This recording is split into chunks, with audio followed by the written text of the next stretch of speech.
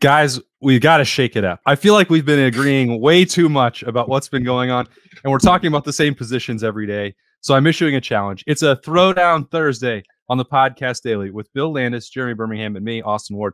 I want something that you feel like we won't agree with so that we can have some meaningful debate and not just be like, oh, man, well, I don't know. Josh Fryer's going to maybe play right tackle. Guess we'll see on Saturday.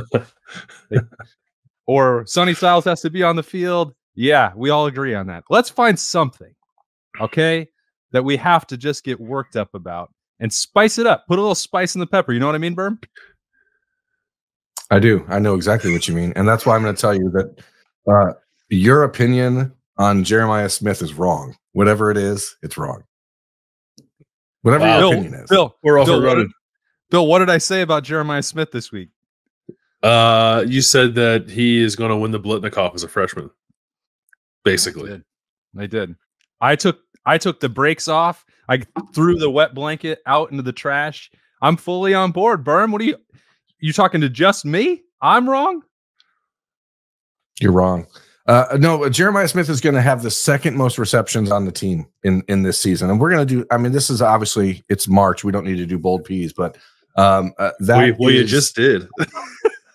Yeah, and I'm okay with it. Turns out I'm actually fine with it. We do need to do bold peas. Let's do bold peas. We're going to do that on Friday. We're going to do some bold predictions for Student Appreciation Day because that's how deep in the weeds we are. And Bill's going to keep all the stats on Saturday. That's right. Yeah.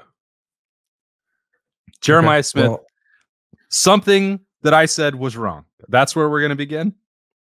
No, I'm still sort of what's the word I'm looking for? Mad about the way you approached the conversation about him on Monday at Roosters, where you basically like, whoa, is he Randy Moss? And I'm like, yes. The answer is yes, he is Randy Moss.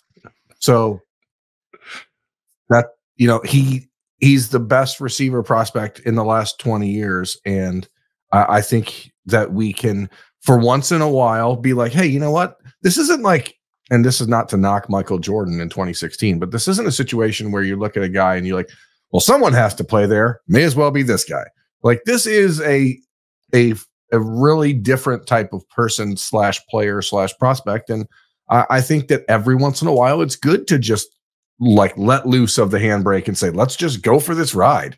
And we're on the ride now. We're officially, everyone's hands and feet are inside the cart, and we are on the Jeremiah Smith ride. I don't think the situation is all that different than Michael Jordan. Like Carnell Tate is, the way I look at it, the only person that Jeremiah Smith has to pass to get into the starting lineup. That's not asking a lot. He doesn't even have to pass him to get into the starting lineup. Well, that's the thing. He doesn't even have to pass him because if Emeka Egbuka plays in the slot, then he can just play in the starting lineup with Carnell Tate. Okay. Yeah. I think Brandon Ennis is going to start in this. I think Brandon Ennis is going to start in the slot, and Emeka Egbuka is going to move all over the field, and that puts Carnell Tate and Jeremiah Smith in the same spot. It's like I'm not saying he can't pass Carnell Tate; he very well could, but I don't think that there's a world where like Carnell Tate and Jeremiah Smith are both starting. That maybe will be wrong about that, but I don't think that that's a likely outcome. You will be. Oh, both of them are going to be starting. And Brandon Ennis is out of the group? I'm saying that the flexibility of this wide receiver group allows you to have the Xavier Johnson / whatever you want to call it position on the field at the same time. There will be times, even though you have Travion Henderson and Quinshon Judkins, I think that there's a scenario, knowing what we've seen out of Chip Kelly in his past, where you could see Carnell Tate, Brandon Ennis, Emeka Egbuka, and Jeremiah Smith on the field at the same time. And I can't wait. Okay. Well, we're off and running. Bill, what do you got? I don't know. I feel like I agree with that. So I don't know this. I don't know that I'm operating in the spirit of the show here because I think I find myself nodding in agreement with. Pick a different topic. I don't know, man. I feel like I don't have like I have like this is pretty hot. This is pretty, here we go. Here we go. I think this season is far too important to, what's the right way to say it? Sort of just like default to the expected at the quarterback position. What I'm trying to say is, like, if Julian Saint's the best quarterback on the roster, like, maybe we should entertain that notion a little more maybe than we are at the moment. And like, I know that playing quarterback as a true freshman is really difficult. Not a lot of guys do it, but some guys have done it at a high level. Some guys have won national championships as true freshmen. Name me three. I can name you one in recent memory, Trevor Lawrence. I know. I could name you two and add Tua into that mix. So name me three. Name you three? Why do I have to name you three? I don't know. My brain doesn't work that way. I can't name you three off the top of my head. Just for devil's advocate. Come on. I just wanted to be a douche. Congratulations. I'm not saying that, like, I think Julian Saint should be Ohio State's starting quarterback in the fall. I'm saying if he's showing you things this spring that catch your attention, that make you think that maybe he can play earlier than expected, then you shouldn't dismiss that just because you have some older guys on the roster, just because you went out and got a transfer. Like, this team needs its best quarterback playing, not its oldest, not its most experienced, its best. And I don't know who that is. I'm not saying it's definitely Julian Saint. It very well could be Will Howard, or it could be Devin Brown. There's a lot of football left to be played. But I would, if I'm Ohio State, like, I'm keeping an open mind on that. And if it gets to the point where even, like, you feel like you need to play the true freshman before you play anybody else, then I think you do it, because like I said, I think this team deserves to have the most talented guy on the field. I didn't think that was a take that could be argued with, but I'm getting myself to that point. The first part of what you said about how important this season is and that you can't leave any stone unturned. If Julian Saint proves it, like, obviously you can't question that. They are going to have enough evaluation. I think this season is so important that risking it on day one with a true freshman quarterback would be wild and probably too much of a throw of the dice to actually do. When Trevor Lawrence was coming along, they still didn't just start. Clemson didn't just start the year rolling him out there, right? I mean, it took into week 5 before Dabo made that choice. And if that happens, like, so be it. I guess there's enough time for Ohio State's schedule that they could ease into it. But I would just absolutely be stunned if, given everything that is wrapped up in this year for Ryan Day, that he could take that leap with a true freshman. Given everything else that's in position on this roster, like, it's not going to take a superhuman effort, I don't think, at quarterback for Ohio State to win games. And I think that there's probably a better than likely chance that this offense is geared around the running game and the quarterback run game, that Julian Saint's potential with his arm may not be worth taking that gamble.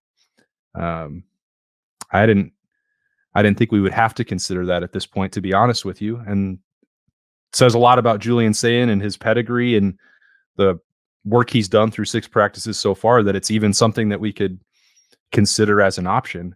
I don't think it will happen like that, mainly because of Will Howard, Devin Brown, and Lincoln Keen-Holtz primarily. But the other part, like what you're saying, I can't disagree with. You have to do everything to win. But that feels like too much to me. It would be a heck of a turn of events. I will admit that. Do you think,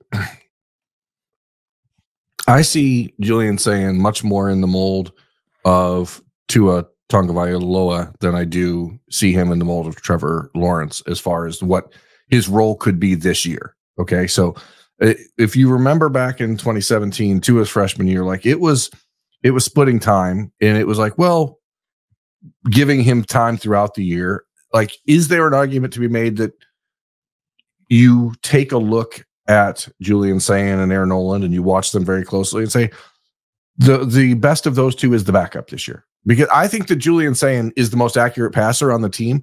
And if you look at this lineup and you look at this roster, is the one thing that could slow them down from a quarterback position just a quarterback that doesn't put the ball where it needs to be? Because I think that's what it is. And I think that lines up with the biggest question marks about Devin Brown and Will Howard. Like, how accurate are they with the ball?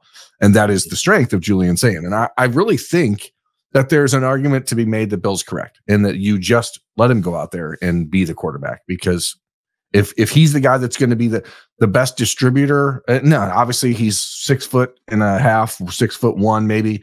He's not the biggest guy. He's got a lot to learn. But as Austin said, you can lean on the running game and the defense. So this is the one year where you do have the opportunity to put a quarterback out there that maybe doesn't have to be, as Austin said, like the guy that you don't have to have great quarterback play all year long. But what you do need to have by the time you get into that playoff is a guy that can make every throw and put you in a position like Tua did against Georgia in 2017 to come in and just put the ball where one out of 50 quarterbacks in the, can do it. And I think that there is an argument to be made there.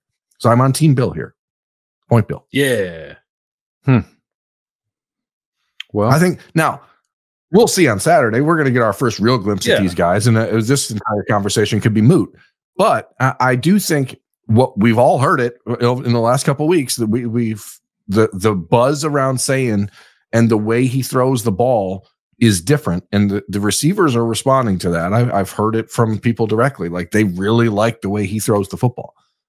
Now, does that mean he can run the offense? Does that mean he can pick up a blitz? Does that mean that he can identify coverages? I don't know those things, but he certainly did it well in California in high school, and he was the number 1 ranked quarterback in the country for a reason. You get a guy like that as a gift from Alabama. I think it would be folly to just abandon any thought of using him if he turns out to be good enough to play. Just to say someone's a freshman, like I think we have to be past that at Ohio State now, right? Like we have to be past that world of, well, this guy's a freshman, he can't play. Screw that. That, like, if he's the best player, he's got to play. Yeah, that you probably said it better than I did there too, Berman. I think that's more of my mindset. It's not like, it's not pounding the table like to give him a QB1 job now because he's a 5-star guy. It's just that, like, if he shows you he's ready, and the only reason you don't play him, if he shows you he's ready and he shows you he's the best, and the only reason you don't embrace that is because he's a freshman, like, I think that would be wrong.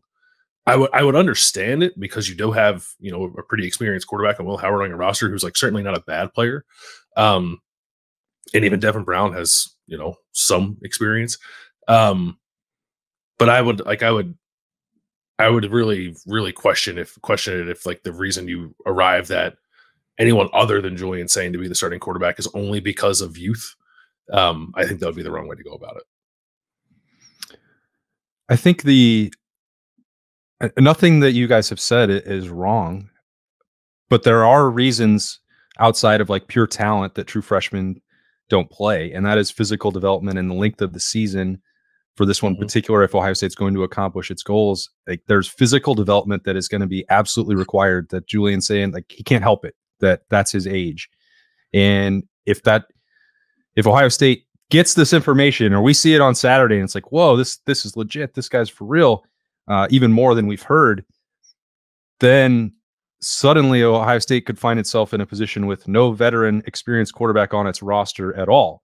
And in terms of building a national title contender, relying on a true freshman to stay healthy and navigate all of the ups and downs and adjustments that come with the speed of the game, going from high school to a national title contender is a significant leap at the most important position on the field. So yes, unequivocal talent. What you guys are saying, you're not wrong. Building a roster in a quarterback depth chart to win 16 plus games is going to require a Will Howard, a Devin Brown, or a Lincoln Kienholz remaining on the roster. And this is a world where that's more difficult than ever to manage and juggle. So deciding on April 13th that you want Julian Sayin to go, if this hypothetical path is followed, like you're starting and you're in the spring game and this is the way it's going, April 15th suddenly looks a lot different for Ohio State from there. Again, maybe that's not a reason not to do it. I don't know. That wouldn't be my call. Certainly, I'm suggesting the safer route here, but experience counts for something and physical development counts for a lot. And what Chip Kelly intends to do on offense with Ryan Day certainly seems like it's going to lend more on the skill sets that the other guys have. So it's hard for me to imagine that without saying that anything you guys, I'm not arguing with the points you made. I just don't think that's what's going to happen, and probably can't happen for this team to win a national championship. Yeah, I think it's different because I like Kelly Bryant left Clemson right after he was pulled as the starter, right? So Trevor Lawrence, the difference between a Julian Sayin and a Trevor Lawrence is what you just said, is that physical development. Trevor Lawrence is 6'6", 220 pounds as a freshman. Like he's a different type of person. So that does matter. But there is the concern about the transfer portal that now you just never had to think about before when it comes to this sort of like chaos. Yeah, it is a two-way street though, right? Like, and it's like, we're talking pure hypothetical here, but like, if it just keeps progressing throughout the spring that Julian Sayin is clearly the team's best quarterback, and then like that shows itself in the spring game and everybody gets to see it. And it's not even if like Ryan Day anoints him the starter coming out of spring, because I don't think Ryan Day is going to anoint anybody the starter coming out of spring. But if like, I don't know, Will Howard, Devin Brown, Lincoln Keenholtz like all see it and be like, well, it's not here for me, I got to go somewhere else. Like Ohio State can go get another backup quarterback. Like I think they would have a reasonable chance of bringing in someone Tristan Gebbia-ish, I guess, to play the QB2 here. It's not an ideal situation, but I don't think they'd necessarily be screwed if that were the case. Like I think like if quarterbacks around the country who probably aren't starters at the moment, but maybe have some experience, can play a little bit, look at Ohio State's roster and see that there's only one quarterback on the roster, like that would be an enticing situation, I think, for those players. So I don't know. I think I would disagree that with the assertion that like it can't happen for Ohio State to win a national championship. It would make it more difficult, no doubt, and really difficult to manage. But I don't think it's an impediment. And there's the other side of that also that Bill just brought up. Like if Julian Sayin, and again, this is a hypothetical situation, folks. We haven't watched them practice beyond like seeing how they stretch, and they all stretch real good. Yeah, stretch real good. Yeah. Beyond that, like if Julian Sayin knows that he's the best quarterback through spring football and spring game and isn't put in that position, then he can still leave. Like that world exists now. So you can't be looking at it and saying, well, this guy's here, we can do whatever we want with him, we know he's locked in. Like that world doesn't exist right now. So even though he's already used his one transfer, he has not the new world means guys can leave 17 times if they want. So I hope nobody wants to transfer 17 times. That seems like too many. It is honestly absurd that the NCAA has put itself in this position where all of the rules that it wanted to put in place have been slapped down by temporary restraining orders. And so there are no rules. The NCAA can't enforce a single thing. I don't understand how that can possibly occur, but that's the world that we live in. Everyone's like, one transfer or this and that. Like, no, you can transfer as many times as you want. You can transfer tomorrow, and then you can go to another school the day after that. It doesn't matter if you sign any paperwork or take money from a collective. Like, I am so frustrated. I think, Berm, you've been here longer than I have, mainly because you deal with the recruiting side of it. But the sport is no longer in a spot where it's sustainable in any part. There have to be rules, and the NCAA is easy to blame, but they're not. They are the schools giving power and trying to agree on things together. If they don't collectively bargain and pay the players to put in contracts the same way, this doesn't happen in the NFL because you have professional contracts.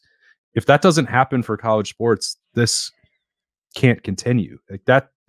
If we have to have these conversations about the portal and like the middle of spring and Caden Proctor and Alabama and Iowa, like it's nonsense, and this can't continue. No, but it's also a time to remind people that if you are someone with just an abundance of money falling out of your pocket and you want to walk up to Jeremiah Smith and give him a couple grand, feel free. You can do Austin, that. Now's the time. Do you have a take? Do you have a spring? Is that what we're doing? We're throwing out spring takes. I don't know exactly what we're doing, but did you have something in mind when you brought this game to our? It's a Throwdown Thursday. Yeah, it's a Throwdown Thursday. Yeah, I wasn't sure. I just felt like we had got into a rut where we were talking about the same thing every day, and I wanted to not do that. And this is going to sound like the same thing that I talk about every day, but I've decided that I don't want to see CJ Hicks and Sonny Styles playing at the same time at linebacker. And I feel like I'm in a decided minority in that. If they can both be on the field, I think that would be cool. I think CJ Hicks would probably be better served doing that at defensive end or a jack position if that was ever a real thing that was going to be installed at Ohio State. But I think this conversation about spring and 4-3 and cross-training CJ Hicks at Will and Sam and Sonny doing the same thing is to the detriment of Jim Knowles' defensive scheme and system and the overall personnel that you guys have heard me say this before. I don't think Jordan Hancock should come off the field. And if he does, it should be for somebody else in the best defensive backs secondary group in the entire country. So if there was a world, Bill, you talked about this, could one of them play Mike and replace Cody Simon? I would entertain the notion. Maybe that could happen. I think Sonny Styles can do anything you ask him to do. But I think Sonny and Cody Simon give Ohio State their best chance to win at linebacker with Jordan Hancock at nickel. And I'd love to see CJ Hicks run the passer a lot more. But I'm currently skeptical of the plan to play more 4-3, given what that means for the back 5 or back 7 as a whole.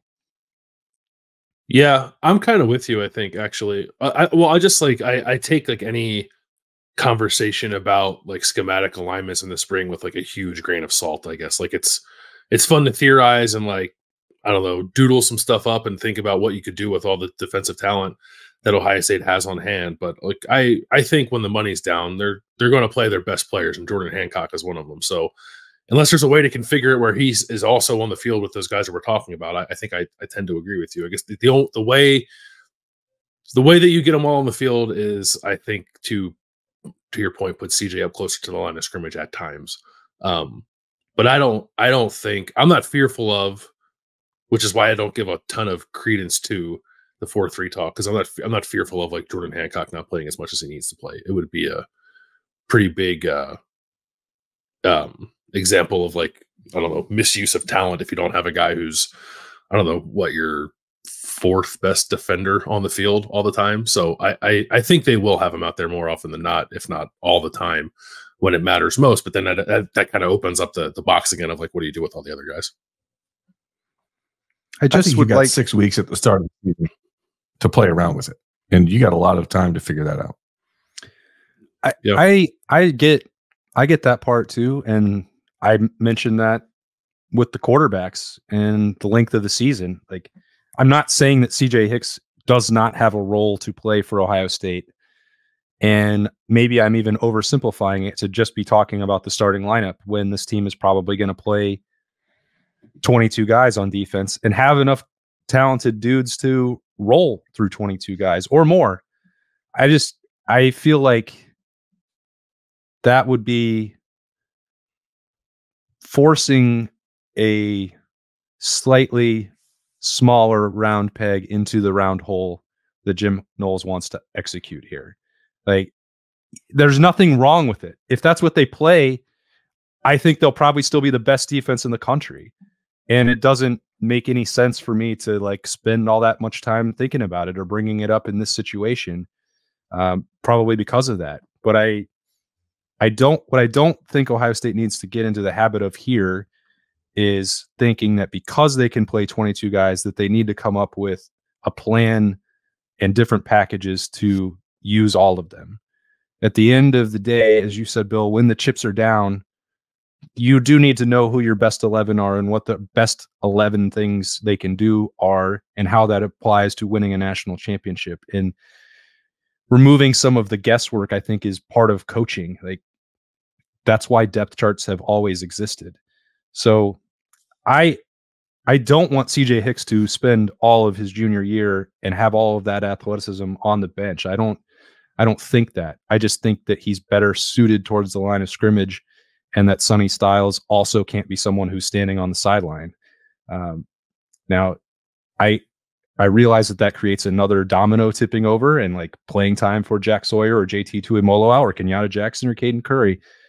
I get that, and that is the hard part of what Ohio State is trying to maneuver here. But again, called it this over and over. Like, that's a luxury problem, but it doesn't mean that it's not one that they don't have to solve, because if they think they can just go into the season and be like, we've got a package and an answer for everything, I think you're setting yourself up for slightly less success, not failure, but maybe not unlocking the full potential of the defense. One part of that conversation that we've not, I don't think, asked about, I don't think we asked about when we talked to Tim Walton, and we didn't ask when we talked to Jordan Hancock, I don't believe, is how much Jordan Hancock might play outside this year. So, like, if they do decide they want to play, they're going to play some 4-3, right? They've done that every year Jim Knowles has been here. If they want to play more 4-3, because, like, it gets to the point where, like, CJ Hicks and Sonny Styles, CJ Styles would be a heck of a player. CJ Hicks and Sonny Styles are just showing you that, like, they're in the conversation for best 11 too. Maybe you can kick out Jordan Hancock to the outside and place a Davis Nigwinosin for a few snaps. Like, there's going to be some element of rotation here with this defense. I think there has to be if they're going to win a national championship. So it's not, I don't think they have to be, like, so stagnant that, like, those guys never come off the field, but it's always it's the conversation, like, on the biggest moments of the game, who are your 11? And they don't have to have the answer to that now. But, like, to your point, I hope they don't get to the point where they're misidentifying who the 11 are, because I don't know, they feel like they have 16 and they want to try to find a way to play them all at the same time. Yeah. Or if you're trying to play them because you're trying to satisfy egos or anything like that. Like, play the dudes that work, but also make sure that you have CJ Hicks, Sonny Styles, and Arvell Reese on the field at the same time, just for me. Oh, yeah, you got to get Arvell Reese in there too. That's Okay. what I want to see. And I believe that the guys that are first off the bus should always be on the field at the same time, just for fun. Think about the Georgia defenses of the last few years. You want Ryan Day to play? Damn it. He's why not? It's Quinn Temple time, baby. He's coming off the bus, and he's starting at middle linebacker. He doesn't have the size or the range for it. I know. The man's lost too much weight. Yeah. Here's what Bill stumbled on another thing. I have so many guys. What? Ryan Day playing football? No. Ryan Day playing? If you're moving Jordan Hancock outside, that creates another issue, because I think Jermaine Matthews is going to be the second cornerback on this team. Oh, that's interesting. I don't think I'd jump on that bus with you at the moment, but I don't think it's an irrational thought. That's fair. That's the best I can hope for. I think there are a lot of people who would jump on that bus with you, though. People love themselves some Jermaine Matthews. He's a recent Silver Bullet of the Day winner, which is one of the most coveted awards you can win. Berm, you had something that I interrupted that you want to wrap us up with. I'm just saying, like, when you have this many players that can all do so many things, it can be really enticing, I would imagine, as a defensive coordinator, to try to think of ways to play chess while your opponent's playing checkers.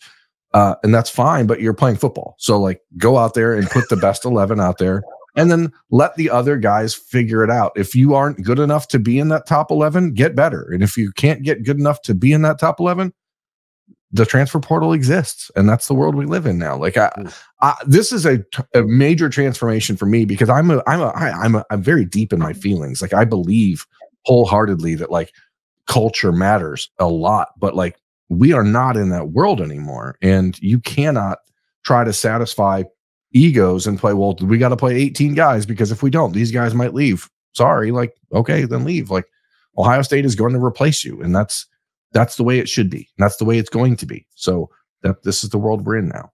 Cry about it. Cope. Go play checkers. That's a Thursday throwdown. We're going to do that on the checkers board later in the Woody Hayes Athletic Center. We're going to hear from some players. I don't know who they are yet, but we'll figure that out, and we'll have some snap judgments afterwards. And then we're building towards, of course, Saturday's Student Appreciation Day scrimmage, where we will finally get to, I think that's why we've got into this rut a little bit, is we haven't seen them actually do anything in 2.5 weeks. And we'll get a bunch of new information. Very good stretchers. Some observations on Saturday, which we cannot wait for that. We'll predict what we think we're going to see on the Podcast Daily Freaky Friday. But until then, thanks for joining us on the Thursday edition. For Bill Landis and Jeremy Birmingham, I'm Austin Ward. We will see y'all later.